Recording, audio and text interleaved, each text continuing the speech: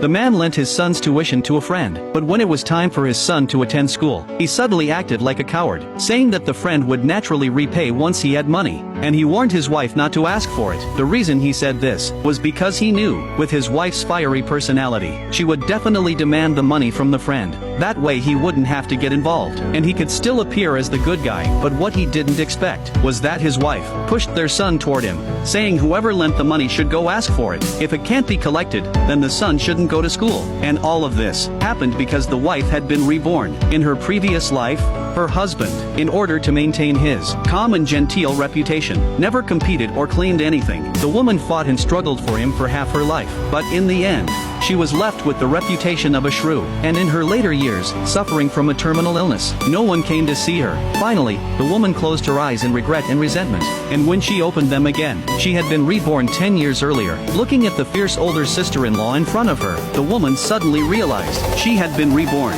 Back to the day she split the family with the sister-in-law. In her previous life, when the old family house was demolished, 2 new houses were allocated. Originally, each family should get one, but her husband, to show his high moral standards, voluntarily gave both houses to the widowed sister-in-law. Upon learning this, the woman had a huge fight with the sister-in-law, and finally reclaimed the houses. But in the end, her husband despised her as selfish and harsh, and created tension between her and her sister-in-law. Since heaven gave the woman a second chance, this time, she decided to follow her husband's wish, and voluntarily gave both houses to the sister-in-law. Her husband was stunned when he heard this, but before he could speak, the woman told the sister-in-law that before coming, her husband had already decided to give the houses to the sister-in-law. After all, the sister-in-law was a widow with children, which was truly not easy. Under the woman's moral persuasion, her husband could only leave the words unspoken, swallowed his words, then stormed off angrily. At noon, the son suddenly ran home crying. Seeing this, the husband immediately jumped out to blame the woman,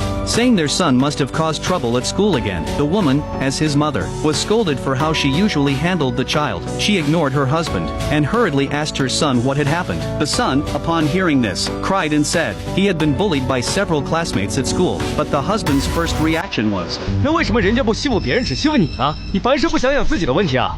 Looking at her incompetent and useless husband, the woman didn't bother arguing with him, and stormed straight to the school. In her previous life, under her husband's brainwashing, her son kept all his grievances to himself. Over time, this built up into depression. Now reborn, she would never let her son suffer even a little. She then arrived at the school, and made a scene with the teachers. The teachers were shocked by her behavior, and immediately promised that this would never happen again. But just as she was about to leave, she happened to meet her high school classmate, Zhou Yan. Zhou Yan admired her for her bold and passionate nature, and proactively invited her to go into business together. In her previous life, Zhou Yan had also invited her, but, at that time, she considered her husband's face, and refused without hesitation. Later, Zhou Yan seized the opportunities of the era, and in just 5 years, became the richest person locally. Since heaven gave her a second chance, this time, she would hold tightly onto Zhou Yan's support. But before that, she needed to get rid of the burden at home. After returning home, she immediately asked her husband for a divorce, but her husband, upon hearing this, angrily scolded her for making a scene. As the couple argued fiercely, their son suddenly returned home from school crying. 妈妈，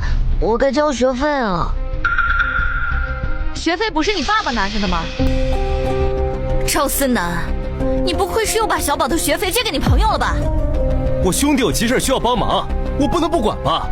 好，好，好，上辈子我跑到别人家里大闹一场，才把小宝的学费要回来。这次我不管了。小宝，你爸爸把你的学费给借出去了，找你爸要去。